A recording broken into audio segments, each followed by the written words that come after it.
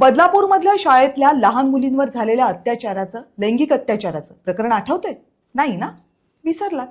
तुमच्या या झटपट विसरण्यावर बाकी कुणाचा नसेल, पण राजकीय नेत्यांचा मात्र जबरदस्त विश्वास आहे.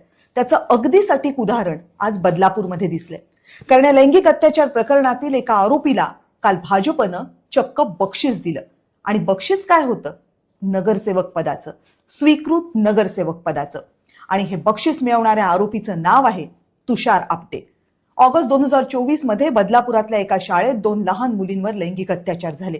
या मुलींचं वय होतं फक्त 4 वर्ष. शाळेतला कामगार अक्षय शिंदेवर मुलींनी आरोप केले. पालकांनी शाळेकडे तक्रार केली, पण शाळेनं लक्ष दिलं नाही. पालक पोलिसांकडे गेले, तिथंही पोलिसांनी तक्रार दाखल करून घ्यायला आधी टाळाटाळच केली. या प्रकरणानं बदलापूरकर इतके संतापले की त्यांनी थेट रेल्वे रुळावर ठिय्या दिला. तब्बल 10 तास लोक रुळांवरनं हल्ले नाहीत. भाजपचे मंत्रीही पोहोचले, पण आरोपीला फाशी द्या या एकाच मागणीवर बदलापूरकर ठाम होते. आरोपी अक्षय शिंदेला अटक झाली आणि महिन्याभराच्या आत त्याचा एन्काउंटर झाला.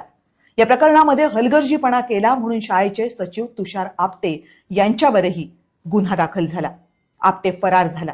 तब्बल 44 दिवसांनंतर त्याला कर्जतच्या फार्म हाऊसमधनं अटक करण्यात आली आणि काही तासांमध्येच त्याला जामीनही मिळाला. इतके दिवस फरार राहणाऱ्या तुषार आपटेला राजकीय पाठबळ आहे का, हा सवाल तेव्हाही विरोधकांनी केला होता. तोच तुषार आपटे अवघ्या 16 महिन्यांनंतर कुळगाव बदलापूर नगरपालिकेमध्ये भाजपच्या उमेदवारांचा प्रचार करत होता. नगरसेवक निवडून आणायला मदत केल्याचं बक्षीस म्हणून तुषार आपटेला भाजपनं स्वीकृत नगरसेवक केलं. प्रचंड गदारोळ झाला आणि फक्त 24 तासांच्या आत तुषार आपटेचा राजीनामा घेतला गेला. इथे प्रश्न तुषार आपटेचा नाहीये, तर तुषार आपटेसाठी पायघडा घालणाऱ्यांचा आहे. मुळात आपले नगरसेवक निवडून आणायला भाजपला तुषार आपटे सारख्यांची गरज लागते.